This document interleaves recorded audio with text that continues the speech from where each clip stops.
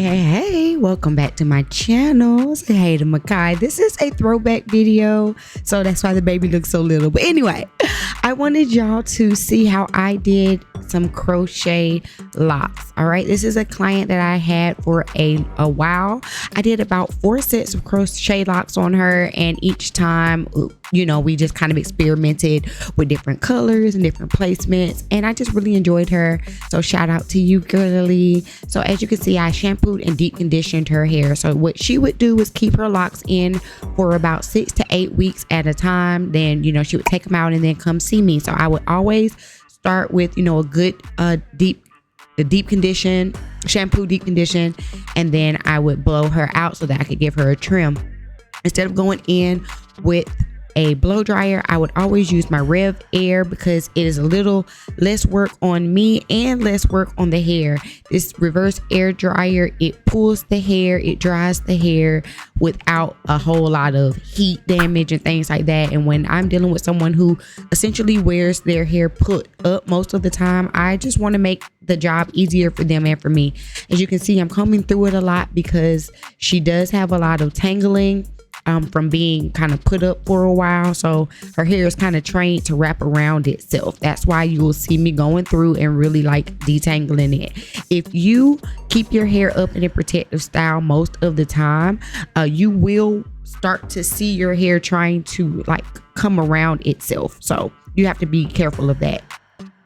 And here I'm just showing her how much I think she should trim.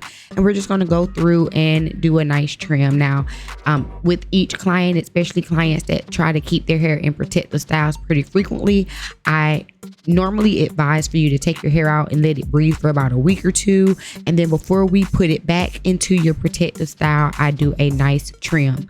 A protective style is only protective if you are making sure that the hair that you put under is healthy to begin with. So if you have a bunch of split ends and things like that, it's not going to really be a protective style. You're going to get breakage. You're going to get a lot of shedding when you take the style out. So in between your styles, especially if you're someone like this client who likes to wear protective styles a lot, make sure that you deep condition and that you get a trim.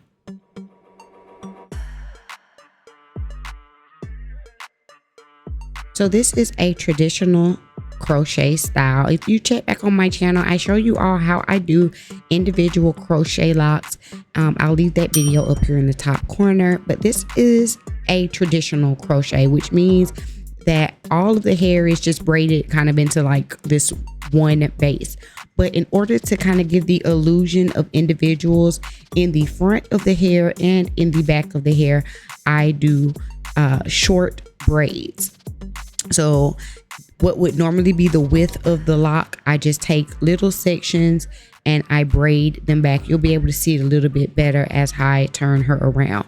I do about 8 to 10 rows in the front, which would represent like, you know, 8 to 10 rows if you had an individual locks. And then I also do about 3 to 4 rows in the back of the hair at the nape section. And what this does is allow the client to be able to pull their hair up into a bun and still give the illusion of, you know, regular locks and things like that. Now, you do not have to do this. You can just kind of do, you know, straight backs all the way and just crochet from there. But this does give the style a little bit more versatility. Before I braid my client's hair, I do make sure that I coat their hair with some type of hair dress or protective cream, something that's just going to moisturize their hair. And this is what it looks like once it's all braided up into the base. So you see those individual braids come together into what will be the whole base. And then I just take my locks and I make sure that each lock kind of brick patterns where the lock before it is. So this is a lot of just trial and error. You're going to lift the locks up, see if you see any gaps. You're going to pull it back, see if you see any gaps. And because she's doing 2 colors, I believe this was a 4 and a 613, I am placing the 613 like, you know, different places so that it'll be a nice highlighted look. But along her hairline, I'm trying to keep it with the brown color just so that it'll be a little bit more natural, especially because her natural hair is so dark. You can see here at the base where all of those braids kind of converge together. Just to keep them nice and tucked in, I sew the bottom, the ends of the braids together so that it's nice and flat. And again, as you can see, this is just me going around the perimeter. I like to go around the perimeter first, and then once I have the perimeter done, I just fill in all the gaps, you guys. It's very simple, it's very easy, and it's trial and error. Do not be shy. Pull the hair up. Pull it into a ponytail, flip it from left to right. You want to make sure that no matter how your client wears their hair, it is going to look nice. And this is the finished look. I will leave a link to the locks that she purchased down in the description box. And I hope you all enjoyed this quick little video. And I will see y'all in the next one. All right. Peace.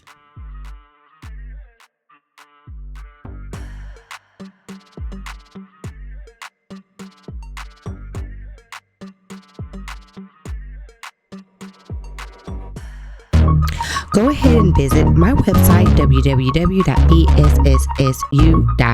if you want to learn more about all that's happening over here at Stokes Styling. From our custom wigs to our custom merch, you do not want to miss it, or grab your free gift. Also, please don't forget to join my Go Without Glue course, where I teach women suffering from alopecia how to choose, install, and maintain their wigs without glue and with ease. To everyone else, don't forget to follow me on all socials, links in the D box. I'll see y'all in the next video. Peace.